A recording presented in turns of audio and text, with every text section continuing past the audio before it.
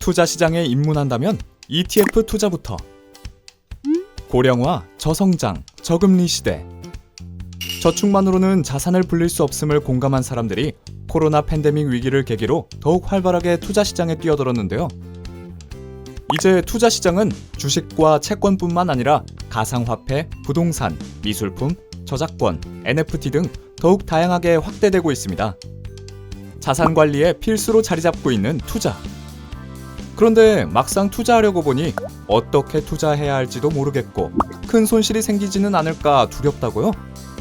그렇다면 주목! 하나, 제대로 투자해 본 적이 없어 깊이 있는 정보가 부족하고 기업 분석도 어렵다. 둘, 직장인이나 자영업자로서 재테크에 들이는 수고와 비용이 부담스럽다. 셋, 부동산에 투자할 만큼 자금에 여유 있는 상황이 아니다.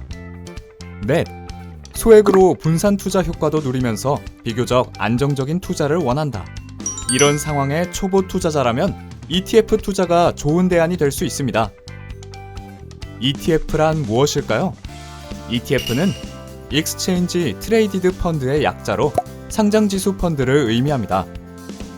펀드는 주식, 채권, 금 등 다양한 자산에 분산하여 투자할 수 있는 대표적인 간접 투자 상품인데요. 이런 펀드를 거래소에 상장시켜 주식처럼 직접 거래할 수 있도록 만든 것입니다. 이렇듯 ETF는 한 번에 여러 종목에 투자할 수 있는 펀드의 장점과 개인이 직접 매매할 수 있는 주식의 장점이 결합된 일종의 종합선물 세트라고 할 수 있죠. 먼저 ETF 투자의 장점에 대해 알아볼까요? ETF 대 주식. ETF는 특정 섹터 또는 지수에 속한 여러 종목을 한 번에 투자하는 것과 같기 때문에 분산 효과로 인해 위험을 줄일 수 있습니다. 주식 투자는 거래량이 적으면 투자하기 어렵지만 ETF는 유동성 공급자 제도가 도입되어 있어 거래량이 적더라도 얼마든지 사고 팔 수 있습니다. ETF 대 펀드. ETF는 거래 비용이 더 저렴합니다.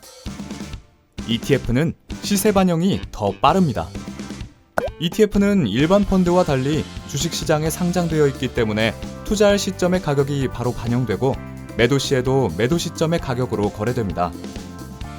ETF에는 어떤 종류가 있을까요?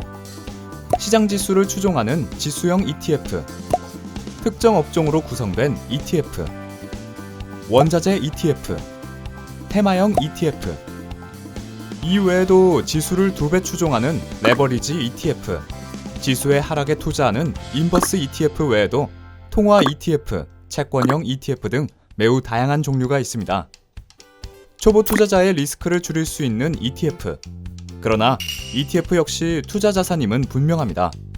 ETF 투자도 기본적으로 개별 주식과 유사한 형태의 흐름이 이어지고 상승과 하락이 반복되므로 신중해야 한다는 것을 꼭 명심하여 현명하게 투자하세요.